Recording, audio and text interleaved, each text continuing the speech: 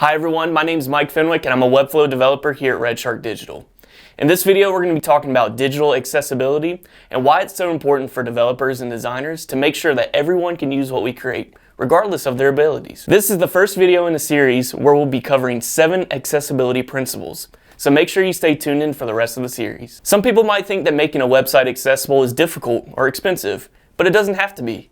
In fact, designing a product from scratch with accessibility in mind doesn't add extra features or content, so it shouldn't cost any more or require any more effort.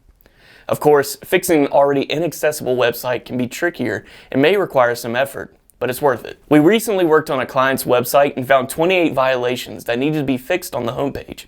It sounded complicated at first, but we were able to correct all the problems in just a few days by investing time and research.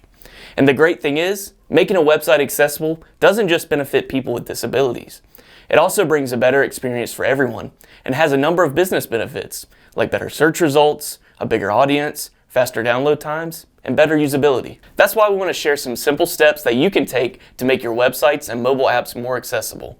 These guidelines are based on the Web Content Accessibility Guidelines and are designed to work with assistive technologies like screen readers, screen magnifiers, and speech recognition tools. So why is it important to design for accessibility?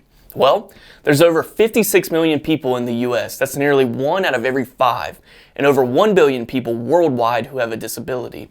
And in 2017, there were 814 website accessibility lawsuits filed in the federal and state courts.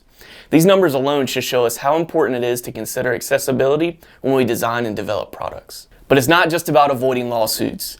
Designing for accessibility is also the right thing to do. As developers and designers, we have the power and responsibility to make sure that everyone has access to what we create, regardless of their ability, context, or situation. So let's all make a commitment to creating accessible products and giving everyone the opportunity to enjoy them.